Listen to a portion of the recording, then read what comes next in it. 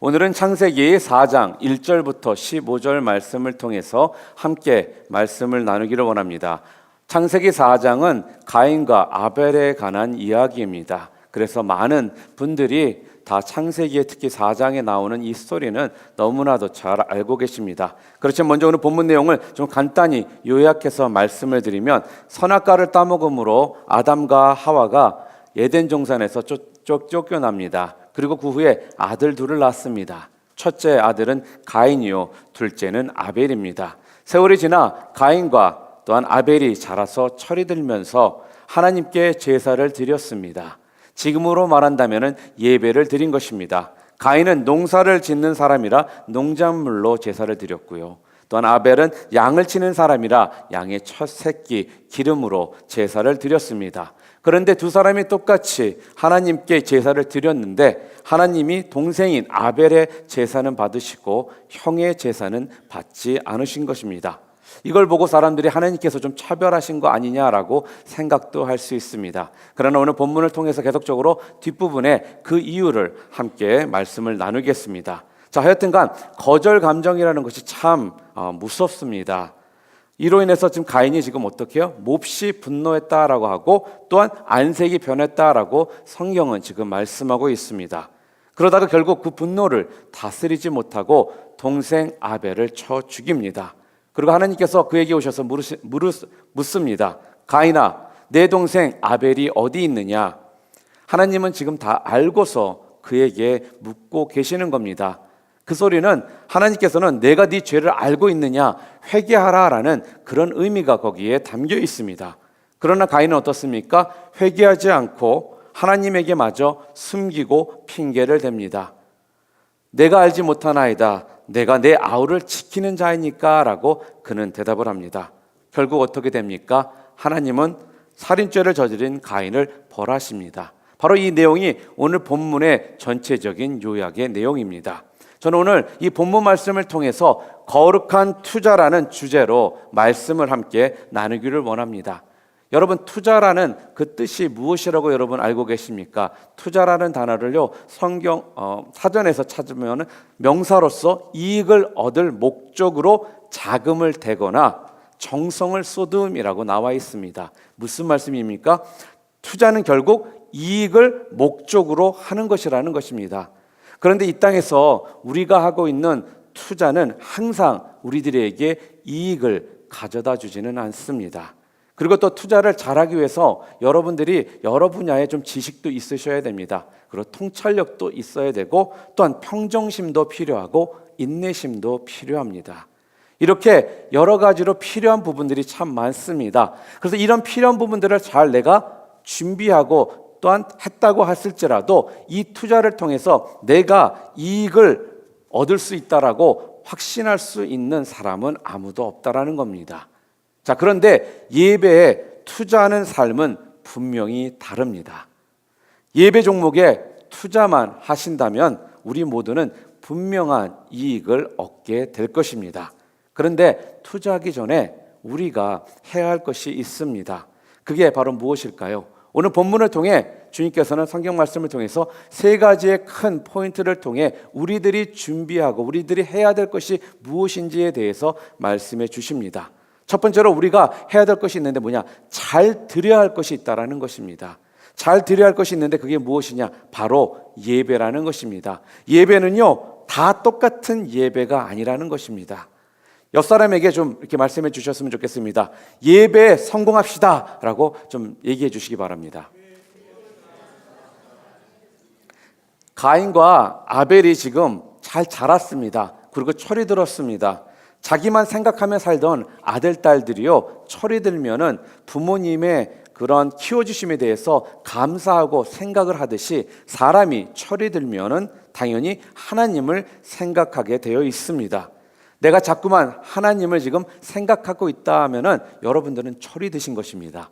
그런데 아직도 나밖에 모르고 내 생각만 하고 있다면 영적으로 철이 아직 들지 않으신 것입니다. 하나님을 생각한다는 것이 무엇일까요? 하나님을 생각한다는 것은 하나님께 제사를 드리는 것을 말합니다. 이것은 곧 하나님과의 관계를 맺겠다라는 표현인 것입니다. 그리고 또한 하나님과의 교제는 무엇일까요? 성경은 제사라고 말씀합니다. 제사는 곧 예배로 나타나게 되어 있다는 것입니다. 그래서 그 사람이 예배 드리는 모습을 보면요, 그 사람이 지금 하나님과 어떠한 관계 가운데 있는지를 알 수가 있는 것입니다. 세월이 흐른 후에 가인과 아벨이 하나님께 제사를 드립니다. 오늘 보면 3절에는 가인은 농사꾼이라 땅에 솟은 농작물을 제물로 드렸다라고 나오고, 4절에는 아벨은 양치는 자라 양의 첫 새끼와 기름으로 제물을 드렸다라고 말씀하고 있습니다. 자, 그런데 결과가 어떻게 되었습니까? 오늘 보면 4절과 5절을 함께 보시기를 원합니다. 아벨은 자기도 양의 첫 새끼와 그 기름으로 드렸더니 여호와께서 아벨과 그의 제물은 받으셨으나 가인과 그의 제물은 받지 아니하신지라 가인이 몹시 분하여 안색이 변하니라고 말씀하고 있습니다. 하나님께서 지금 아벨과 그의 제물은 받으셨는데 가인과 가인의 제물은 받지 않으셨다라고 말하고 있습니다. 사랑하는 성도 여러분, 여기서 우리가 깨닫게 되는 교훈이 무엇이 있을까요? 아마 우리가 깨닫게 되는 교훈이 아마 이런 것일 것입니다. 우리가 예배를 드린다고 해서 하나님께서 다 받으시는 게 아니라 하나님이 받으시는 예배가 있고 하나님이 받지 않는 예배가 있다라는 것을 깨달아야 된다는 것입니다. 하나님이 기뻐하시는 예배가 있고요, 기뻐하지 않으시는 예배가 있다라는 겁니다. 죄송하지만 지금 우리가 이 시간 똑같은 시간에 똑같은 장소에서 우리들이 예배를 드리지만 하나님이 똑같이 예배를 받으실 거라고 생각하신다면 여러분들은 지금 큰 오산을 하고 계시는 것입니다. 누구의 예배는 받으시지만 누구의 예배는 받지 않으실 수도 있다는 것입니다. 주일에 교회에 와서 예배만 드리면 다 받으십니까? 라고 생각한다면 그건 아니라는 것입니다. 자, 그렇다면 왜 가인의 제사는 받지 않으시고 아벨의 제사만 받으셨을까요? 어떤 분은 해석하기를 가인은 농산물을 드렸고 아벨은 양을 드렸는데 하나님께 제사할 때는 양을 드려야지 농산물을 드려서 안 받으신다라고 하시는 분들이 계십니다. 또 그렇게 말씀하시는 분들이 계십니다. 그런데 그것이 아니라는 것입니다. 그거는 잘 몰라서 하시는 말씀입니다. 구약에 보게 되면 구약의 제사법에 보게 되면요, 양이나 염소나 소를 드리는 것뿐만 아니라 농작물을 드리는 소제도 있습니다. 자, 그렇다면 아벨이 드린 제물이 양이라서기보다는 히브리서 11장 4절에 보게 되면은 분명한 그 이유가 나와 있습니다. 우리 히브리서 11장 4절 말씀 함께 우리 봉독하겠습니다. 믿음으로 아벨은 가인보다 더 나은 제사를 하나님께 드림으로 의로운 자라 하시는 증거를 얻었으니 하나님이 그 예물에 대하여 증언하심이라. 그가 죽었으나 그 믿음으로써 지금도 말하느니라. 무슨 말씀입니까? 믿음으로 아벨은 가인보다 더 나은 제사를 드렸다라고 성경은 말씀하고 있습니다. 사랑하는 성도 여러분, 우리는 그래서 예배에 관해서 잘 알아야 됩니다. 똑같이 예배를 드려도요, 하나님 중심의 믿음의 예배가 있고 자기 중심적인 예배가 있다는 것입니다. 하나님은 정말 하나님 중심으로 하나님만을 생각하는, 또한 하나님께 정말 감사하며 드렸던 그 아벨의 믿음의 예배는 기쁘게 받으셨습니다. 자, 그러나 여러분, 이런 예배 있지 않습니까? 예배 안 드리면 괜히 마음이 찜찜합니다. 내 마음이 개운치 않아서 드리는 예배가 있습니다. 또 예배 안 드리면 괜히 하나님께 벌 받을 것 같아서 티켓이나 교통사고 날까 봐 두려워서 드리는 예배도 있습니다. 또한 그냥 아무 생각 없이 주일이기 때문에 그냥 교회에 습관적으로 와서 형식적으로 드리는 예배가 있다는 것입니다. 이런 예배 하나님이 받지 않으십니다. 여러분, 그래서 예배는요, 초점이 중요한 것입니다. 우리의 마음의 중심이 가장 중요하다는 것입니다. 온통 우리의 마음이 하나님께 가 있고 하나님만을 바라보는 예배가 필요하다는 것입니다. 내 마음에 온통 하나님 생각으로 가득한 예배, 그런 예배를 하나님께서 기뻐 받으시고 또 하나님께서 원하신다는 겁니다. 감사하게도 저에게는 하나님께서 자녀 셋을 주셨습니다. 첫째는 딸이고 둘째는 아들이고 막내가 또 딸입니다. 그래서 특히 막내는 제가 40이 넘어서 주신 딸이라 그런지 저희가 조금은 다른 느낌이 좀 있는 건 사실입니다. 솔직히 그것도 전에는 잘 몰랐는데 우리 사모가, 우리 집사람이 그런 얘기를 해서 알았습니다. 첫째와 둘째한테 하는 모습과 막내한테 하는 모습이 다르대요. 막내가 하는 거는 그냥 좋다라고 웃고 있더라는 것입니다. 제가 그런지는 잘 몰랐었어요, 솔직하게. 근데 우리 막내가 저랑 무슨 대화를 한다든지 저와 함께 있다 보면은 제가 나도 모르게 다른 데를 이렇게 쳐다보거나 또 다른 데 집중할 때가 있지 않습니까? 그러면 손이 싹 옵니다. 그리고 제 얼굴에 손을 딱 대고 제 얼굴을 지 얼굴 쪽으로 싹 옮겨갑니다. 이게 지금 뭐 하라는 뜻입니까? 자기한테 집중하라는 거예요. 나만 바라보라는 거예요. 바로 우리 하나님께서 지금 우리들에게 원하시는 모습이 그런 모습이라는 것입니다. 집중하라는 거예요. 나만 좀 바라보라는 거예요. 다른 생각하지 말라는 것입니다. 바로 이런 예배를 드릴 때 진정 여러분들 모두가 하나님이 기뻐하시는 그런 은혜의 예배를 여러분들이 드리실 수 있게 되는 것입니다. 두 번째로 잘 드리는 것에서 또 어떤 것이 필요하냐면요, 왜 가인의 예배는 받지 않고 아벨의 예배만 하나님 받으셨느냐? 저는 이거를 준비된 예배냐 아니냐에 분명한 차이가 있다라고 생각이 됩니다. 오늘 본문 말씀을 자세히 읽어보면은 가인은 그냥 땅의 소산을 드렸다라고 나옵니다. 그런데 아벨은 양의 첫 새끼 기름을 드렸다라고 말하고 있습니다. 뭔가 첫 새끼 기름, 좀 이거를 좀 강조해서 보여주고 있다라고 여러분 생각지 않으십니까? 아벨은 자신이 기르는 양 중에 그냥 괜찮은 것 한 마리를 잡아서 하나님께 제사를 드린 것이 아니라 하나님께 드리기 위해서 양의 첫 새끼를 드리면 제일 좋겠다라고 미리 생각을 하고 준비해서 드렸다는 것입니다. 사랑하는 성도 여러분, 하나님은 준비된 예배를 기뻐 받으십니다. 물론 하나님도 새가족 드릴 때는 좀 다르십니다. 그냥 예배만 나와 하나님 찾으러 온 것만으로도 하나님께서는 야, 너 왔니? 기뻐하시고 또한 좋아하십니다. 그렇지만 이제 시간이 지나고 철이 들면은 그냥 아버지 만나러 나오는 것이 아니지 않겠습니까? 우리가 부모님을 찾아뵐 때 부모님이 기왕이면 좋아하시는 과일이나 뭐 이런 음식들을 우리가 사가지고 가지 않습니까? 만약에 아버님께서 홍시를 좋아하신다면 그래, 맞아, 우리 아버지께서 홍시를 좋아하셨지. 그리고 마켓에 가서 홍시를 사서 자 이쁘게 싸서 그 홍시를 들고 가지 않겠습니까? 또한 기왕이면은 제가 꾸지지한 모습으로 지쳐있는 모습으로 가면은 혹시라도 우리 아버지가 걱정하실까봐 기왕이면 깨끗이 샤워도 하고 광도 내고 옷도 좋은 것을 입고선 우리가 아버지를 찾아뵙지 않겠습니까? 그것이 철든 사람의 모습 아닐까요? 사랑하는 성도 여러분, 우리 하나님께 예배하는 것도 마찬가지라는 것입니다. 좀 준비된 예배로 하나님을 만나러 오시길 바랍니다. 헌금도요, 교회 오셔서 체크북 열고 쫙 쓰지 마시고요, 미리 집에서 준비해서 오시기 바랍니다. 또한 성경책도 찬송가도 미리 전날 준비하시고요, 또한 미리 옷도 주일날 입고 갈 옷 준비하셔서 이렇게 준비된 모습으로 주님을 만나러 오시기를 바랍니다. 바로 이러한 모습이 바로 하나님께서 우리들에게 원하시는 모습이라는 것입니다. 그랬을 때 우리는 온전하게 하나님 앞에 준비된 예배를 통해 영광을 돌릴 수 있고요, 또한 그것을 통해 거룩한 투자를 우리가 할 수 있게 되는 것입니다.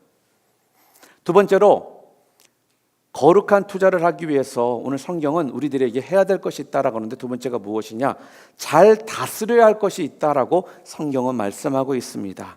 우리가 잘 다스려야 할 게 있는데 그게 무엇일까요? 바로 오늘 성경은 죄라고 말씀하고 있습니다. 하나님이 가인의 예배를 받지 않으셨습니다. 그러자 가인의 마음 가운데는 동생에 대한 그런 향한 시기와 질투, 또한 경쟁심, 이런 것들로 인해 마음의 분노로 가득 차게 됩니다. 심지어 오늘 4장 5절에 보게 되니까 성경은 뭐라고 말씀하고 있습니까? 가인과 그의 재물은 받지 아니하신지라 가인이 몹시 분하여 안색이 변하니라고 하고 있습니다. 무슨 말씀이에요? 화가 났다라는 거예요. 티라도 안 내면 좋은데 티 다 내면서 지금 안색이 변했습니다. 사랑하는 성도 여러분, 하나님이 나의 예배를 받지 않았다. 자, 그러면 우리들이 자기 자신을 좀 점검해 보는 것이 당연하지 않겠습니까? 내가 드린 예배가 뭐가 문제였지? 왜 하나님께서 내 예배를 받지 않으셨지? 자신을 좀 돌아보고 내 자신을 점검하고 예배를 어떻게 하면 잘 드릴 수 있을까라고 우리가 생각을 했다면은 첫 예배에 비록 실패했을지라도 그 다음 예배를 잘 드릴 수 있어서 가인이 첫 예배는 실패했지만 그 다음부터는 대래 아벨보다 더 나은 예배를 드릴 수가 있었다라는 것입니다. 그런데 가인은 어떻습니까? 회개를 하지 않았습니다. 하나님과의 자기 관계를 뒤돌아보지 않았습니다. 그 탓을 그냥 아벨에게만 돌렸다라는 것입니다. 그 아벨 때문에 내가 하나님께서 내 제물을 받지 않으셨다라고 생각했다라는 거죠. 그러나 착각하고 있는 것입니다. 제물의 문제가 아니었습니다. 바로 하나님께서는 아벨이 없어도 가인의 제물은 받지 않으실 거라는 것입니다. 왜요? 하나님이 말씀하시는 것은 아벨의 문제가 아니라 바로 가인 본인 자신이 문제이기 때문에 그렇습니다. 사랑하는 성도 여러분, 죄의 특징 중에 하나가 뭐냐 하면요, 용서를 구하고 회개를 하기보다는 자기를 대신할 희생양을 찾는다는 것입니다. 그래서 남을 탓하고요, 남에게 모든 책임을 전가함으로 자신을 정당화하려는 기만적인 행동을 한다는 것입니다. 성경에 보게 되면은 아담과 하와도 그러한 똑같은 모습을 보여주었습니다. 아담과 하와가 먼저 회개를 했었어야 되는데 서로를 탓하더라는 것입니다.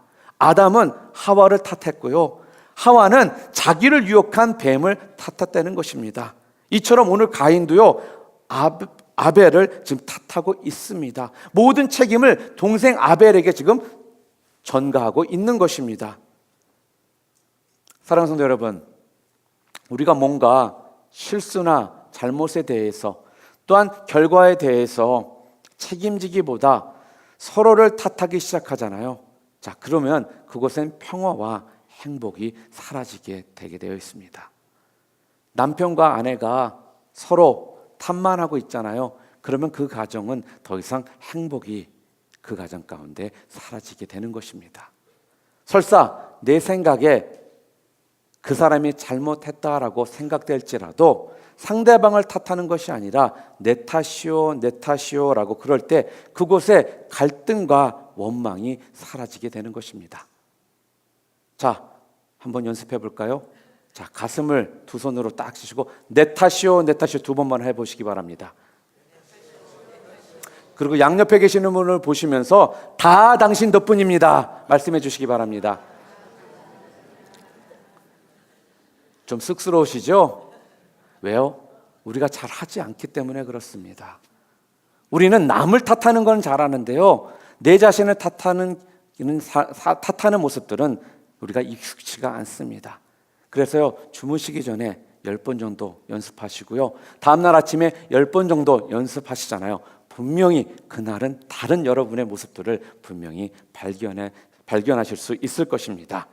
가인이 지금 안색이 변하니까 하나님이 그걸 보시고 뭐라고 하셨냐면, 네가 지금 안색이 변하는 게 어쩌미뇨라고 지금 그렇게 말씀하시는 거예요. 이게 뭐냐면 하나님께서 지금 가인에게 지금 경고를 하고 계시는 겁니다. 7절에 내가 선을 행하면 어찌 낯을 들지 못하겠느냐, 선을 행하지 아니하면 죄가 문에 엎드려 있느니라. 죄가 너를 원하나 너는 죄를 다스릴지니라. 무슨 말씀이에요? 죄가 너를 원하나 너는 뭐를 하라는 거예요? 죄를 다스리라 라고 지금 하나님께서 말씀해 주고 계십니다. 무슨 말씀이냐면요, 네 마음과 생각에 자꾸만 삐뚤어진 생각이 들고 엇나가고 싶고 또한 악을 행하고 싶고 죄를 짓고 싶게 만드는데, 그런 너의 마음과 생각을 다시금 바로 잡으라는 거예요. 그래서 자꾸만 너를 넘어뜨리는 죄를 잘 다스리라라는 그런 뜻이 여기에 있는 것입니다. 사랑하는 성도 여러분, 오늘 우리도 죄를 잘 다스려야 됩니다. 그런데 죄 잘 다스리고 싶은데 쉽습니까? 어렵습니까? 참 어렵습니다. 잘 되지 않습니다. 마음으로는 죄를 잘 다스리고 싶은 마음이 있는데 매번 그렇지 못한 내 모습을 발견할 때마다 그것이 참 힘들다라는 것입니다. 어느 집에 쥐가 참 많이 있었습니다. 그러다 보니까 집에 음식만 놔두면 음식들이 싹 없어지는 거예요. 그래서 그 집 주인이 너무너무 화가 났습니다. 이놈의 쥐새끼들 잡아 죽여야겠다 이러면서 맨날 이 쥐에 대한 생각에 머리가 가득 차 있습니다. 어느 날 창고를 딱 들어갔더니 넓은 그러한 목이 좁은 그러한 좌의 항아리에 거기에 쥐가 들어가서 열심히 먹고 있는 거예요. 아싸 됐다 그러면서 얼른 가서 그 항아리를 마개를 덮고 막았습니다. 그러고서 신이 나서 그 항아리를 들고 밖으로 나옵니다. 그리고 힘을 다해 그 항아리를 땅바닥에 내 던집니다. 어떻게 됐을까요? 와장창 하고 그 항아리는 깨졌습니다. 그런데 죽이려고 했던 쥐는요, 상처 하나 나지 않고 그 주인을 비웃는 듯 쳐다보고 도망을 가더라는 것입니다. 결국 단지만 항아리만 깨지고요, 그 안에 있던 음식들은 먹지 못하게 되었다는 겁니다.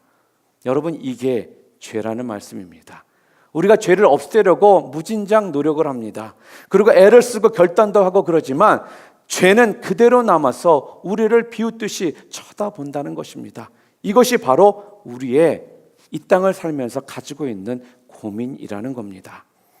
하나님께서 오늘 가인에게 말씀하십니다.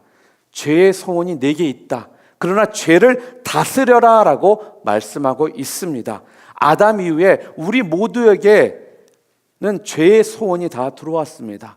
그래서 선을 행하고자 하는 마음은 있는데요, 악을 행하다라는 것입니다. 그러나 죄의 소원을 다스릴 줄 알아야지만 믿음의 사람들이 될 수 있는 것입니다. 그래야 온전히 예배를 드릴 수가 있고요, 거룩한 예배를 드릴 수 있는 자가 된다는 것이죠.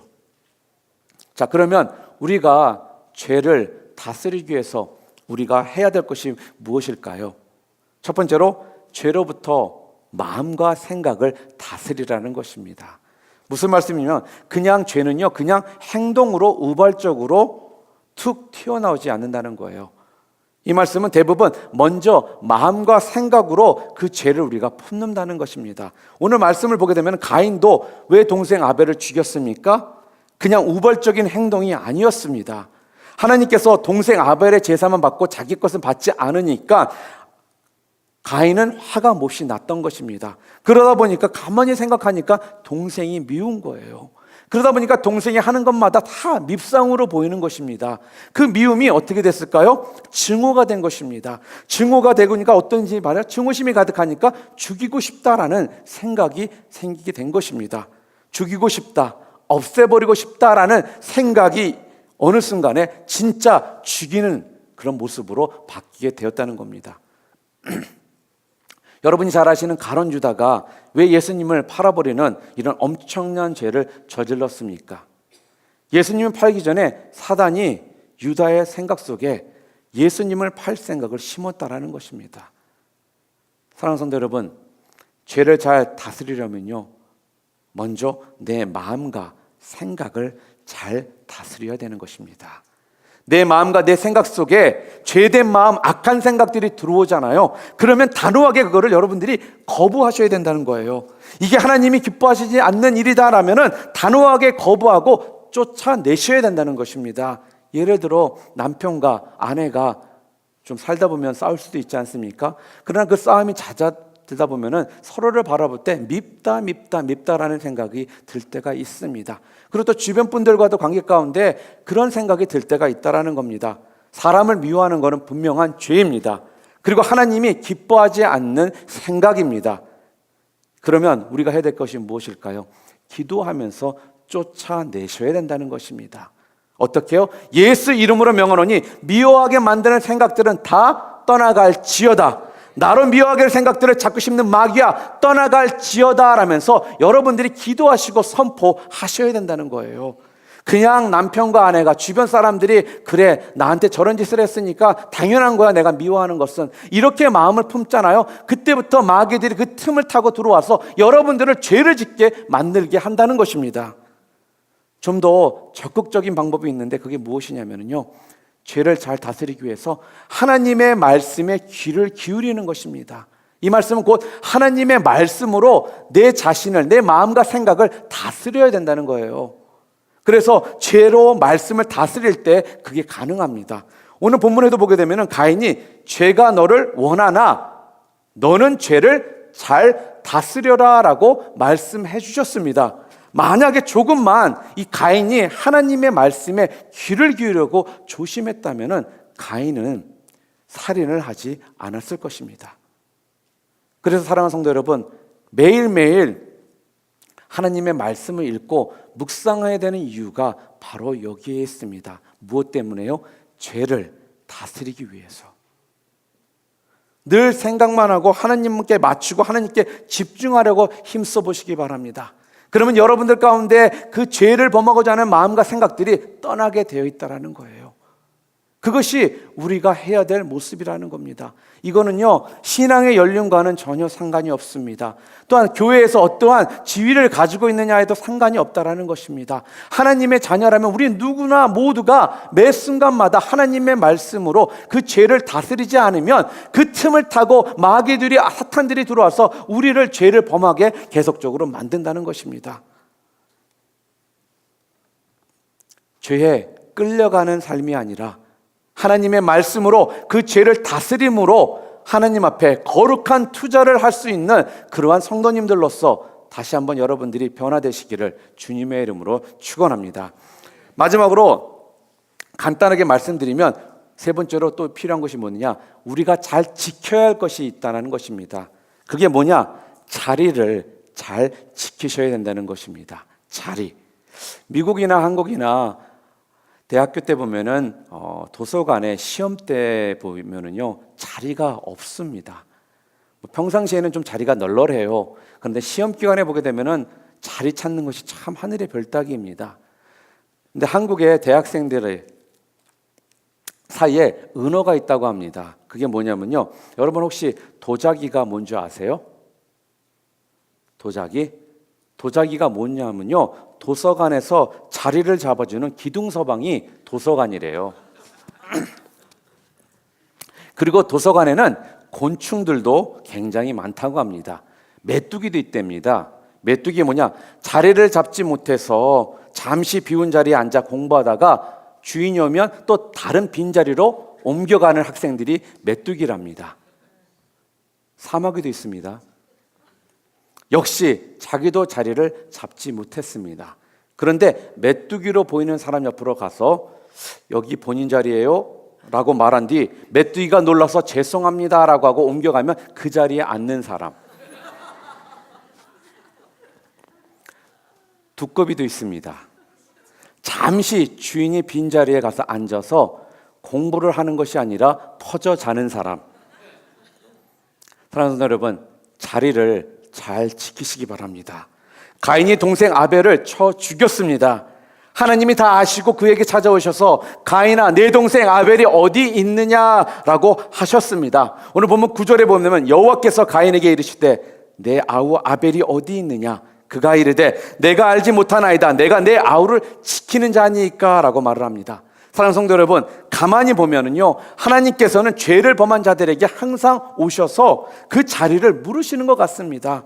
오늘도 가인에게 내 아우 아벨이 어디 있냐라고 물어보시지 않습니까? 또한 선악과를 따먹었던 아담에게도 하나님께서 오셔서 아담아, 내가 어디 있느냐라면서 그 자리에 대해서 물어보시더라는 것입니다.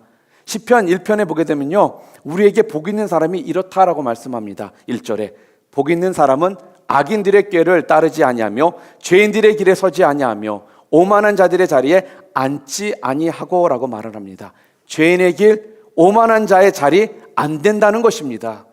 여러분, 그래서 자리가 중요한 것입니다. 저는 여러분들이 자리를 선택할 때요, 죄인의 길에 서지 않고 오만한 자의 자리에 앉지 않을 뿐만 아니라 하나님께서 늘 기뻐하시는 자리에 앉으시는 여러분 다 되시기를 주님의 이름으로 축원드립니다. 올 2014년도도요 벌써 2월의 마지막 선데이가 오늘입니다. 마지막 주일입니다. 늦지 않으셨습니다. 지금부터라도 여러분들께서 거룩한 투자를 원하신다면 분명히 자리를 잘 선택하시기 바랍니다. 경쟁의 자리, 술자리, 노는 자리, 춤추는 자리, 남을 험담하고 또한 씹는 자리, 어두컴컴한 자리, 또한 음담패설하는 자리, 불평과 원망하는 자리, 그런 자리는 피하시기 바랍니다. 그 대신 예배하는 자리, 기도하는 자리, 전도하는 자리, 헌신하는 자리, 섬김의 자리는 꼭 찾아가셔서 그 자리를 붙드시기 바랍니다. 그래서 이사할 때 또 최고 좋은 곳이 바로 교회 옆이라고 말을 하는 것입니다. 왜일까요? 다른 이유가 아닙니다. 하나님이 기뻐하시는 자리에 나갈 수 있는 기회가 더 많기 때문에 그렇습니다. 사랑하는 성도 여러분, 자리를 잘 살피시기 바랍니다. 그래서 피할 자리라면 피하시기 바랍니다. 그리고 하나님이 기뻐하시는 자리라면 적극적으로 그 자리에 나오셔서 그 자리를 차지하시기 바랍니다. 믿는 사람들이라면 우리가 이런 모습들이 우리들에게 분명히 필요하다는 것입니다. 이제 말씀을 정리하기를 원합니다. 하나님의 사람이 예배에 거룩한 투자를 하기 위해서는요, 드려야 할 것은 잘 드리셔야 됩니다. 다스려야 할 것은 잘 다스리셔야 됩니다.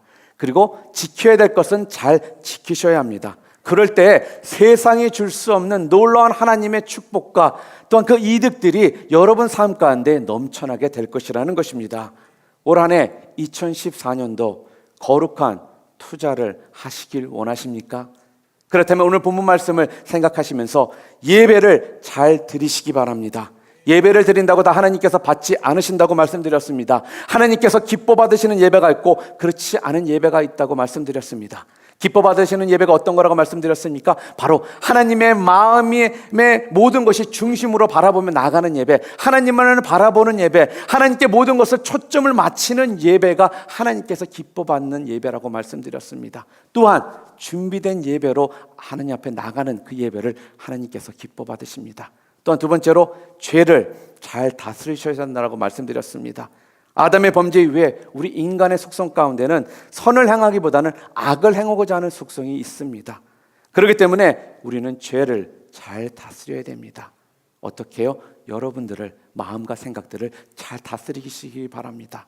그러기 위해서 더욱더 필요한 것이 무엇이라고 말씀드렸습니까? 말씀으로 여러분의 마음과 생각을 다스리시기 바랍니다. 그리고 마지막으로 자리를 잘 지키시길 바랍니다. 죄인의 길, 오만한 자의 길에 자리에 앉지 마시고 늘 하나님이 기뻐하시는 그러한 자리에 앉으심으로 복된 인생들 다 되시기를 주님의 이름으로 축복드립니다.